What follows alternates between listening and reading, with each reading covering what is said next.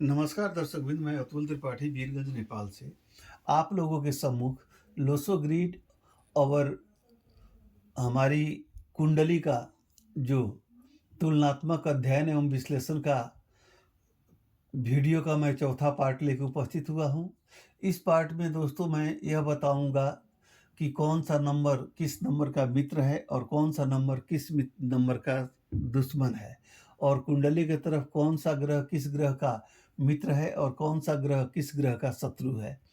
इस वीडियो में मेरी अवधारणा यही है कि मैं फ्रेंड मित्र और शत्रु और मध्यम जो संबंध वाले हैं, न्यूट्रल संबंध वाले, इन ग्रहों को बता देने के बाद आगे का पार्ट में लेके चलूँगा।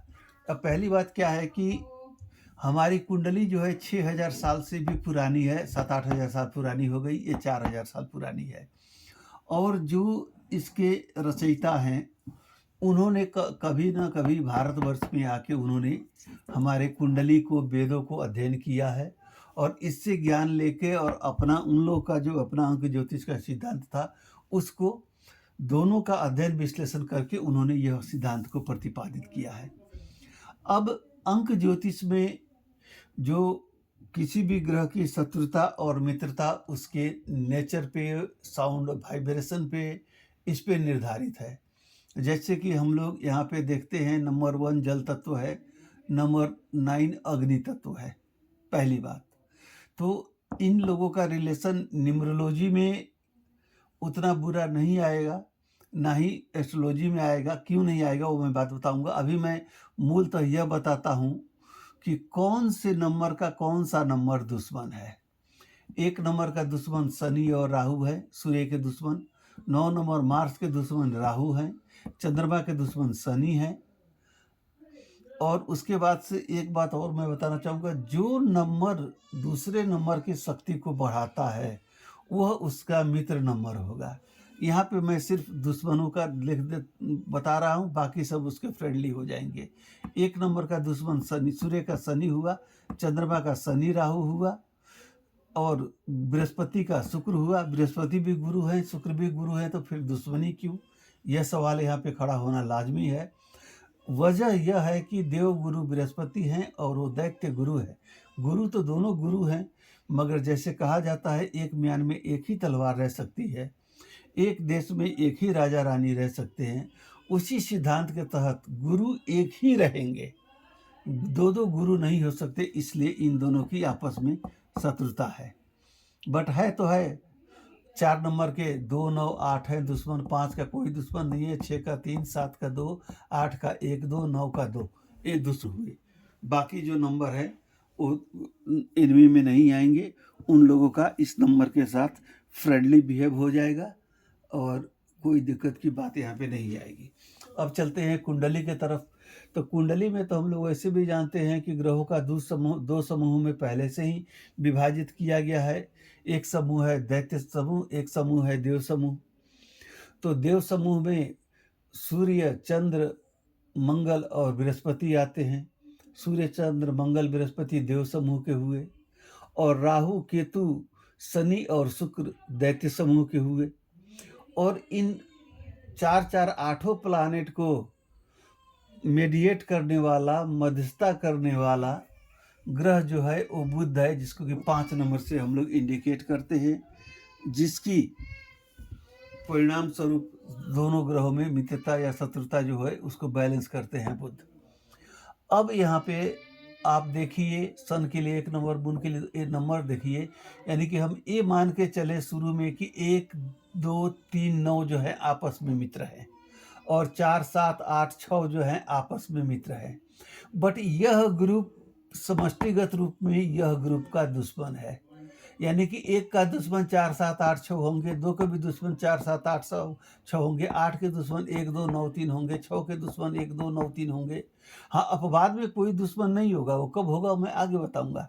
और इन दोनों को आप कहिएगा तो मेडिएटिंग करने का, ग्रुप का मेडिएटिंग करने का काम मरकरी का है।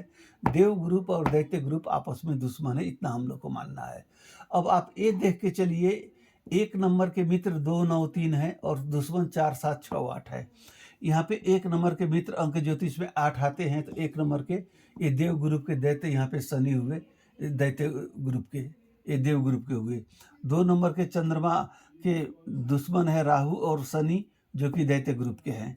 3 नंबर के शुक्र हैं, जो दैत्य ग्रुप के हैं। 4 नंबर के चंद्रमा और मंगल है, जो कि देव ग्रुप के हैं।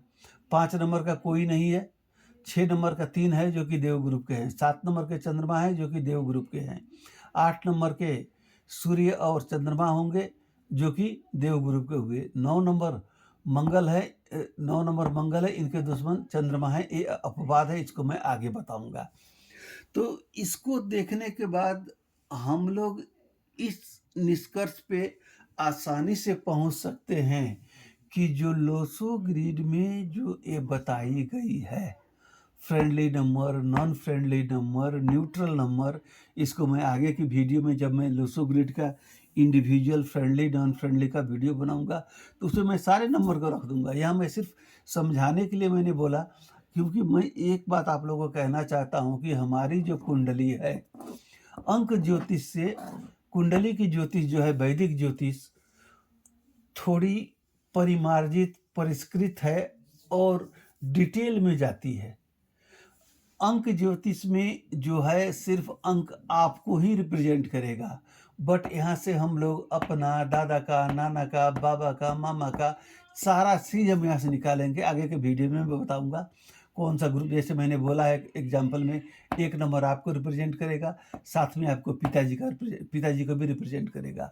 उसी तरह से 7 नंबर आपके जीवन साथी को रिप्रेजेंट करेगा, आपके व्यवसायिक पार्टनर को भी रिप्रेजेंट करेगा।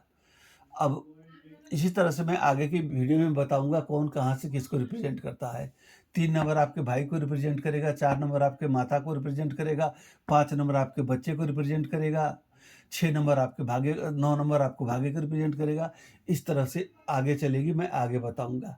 अभी मेरा कहने का तात्पर्य इतना है कि इन अंकों को देखने के बाद और जो मैंने यहाँ पे बनाया हुआ है, आप यह बातें जरूर पाएंगे कि जो कुंडली में हम लोगों ने, जिसको देव ग्रुप के दुश्मन दैत्य ग्रुप होता है, मैंने बोला है, जो दोनों ग्रुप एक दूसरे के दुश्मन है, मैंने बोला हुआ है। यह बात कहीं ना कहीं आपको अंक ज्योतिष में आपको सीधी सीधी दिखाई दे रही है। कहीं पर भी एक का दुश्मन, 1, 2, 9, 3 का दुश्मन, कहीं पर भी ये दोनों एक दूसरे के दुश्मन नहीं है, कहीं पर आएंगे ही नहीं। ना ही एक ग्रुप एक दूसरे के दुश्मन होगा। जो ग्रुप इसके साथ में समाहित होगा, या 2 बार 4 आ जाए या 4 7 आ जाए, तो ये दोनों एक दूसरे की शक्ति को बढ़ाएंगे। देव ग्रुप का समूह के जो ग्रह हैं, वो अपने समूह के मित्रों का शक्ति बढ़ाएंगे। दैत्य ग्रुप वाले अपने मित्रों का शक्ति बढ़ाएंगे।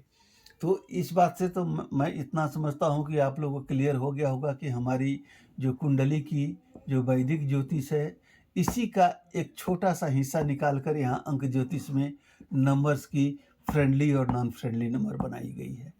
अभी के लिए मैं इतना ही, ज़्यादा वीडियो लंबा ना हो इसलिए मैं अब इसको समअप करने जा रहा हूँ। बट मैं आप लोगों को यह बताता हूँ, 5वें खंड में मैं आप लोगों को किसी पर्टिकुलर व्यक्ति का, पहले 5वें में तो मैं ये बताऊंगा, यहाँ से 1 नंबर से कोई योग का निर्माण नहीं होता है। यहाँ पे कम से कम कोई भी योग निर्माण करने के लिए 3 नंबर चाहिए। 492 mental arrow, 438 long vision arrow, 456 golden arrow. ये कितने योग यहाँ पे राजयोग बनते हैं वो मैं बताऊंगा। और यहाँ पे हमारे ग्रहों से भी सिंगल ग्रह भी योग बनाते हैं, उन योगों के बारे में चर्चा करूंगा।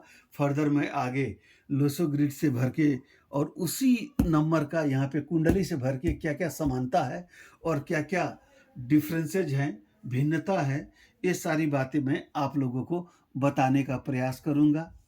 अभी के लिए मुझे आज्ञा दे। आपका दिन शुभ हो, सुखमय हो, सुरक्षित रहें तथा मेरे वीडियो को लाइक और सब्सक्राइब कर दें, यह कामना करते हुए, आपका दिन शुभ हो यह कामना करते हुए मैं आप लोगों से विदा लेता हूं।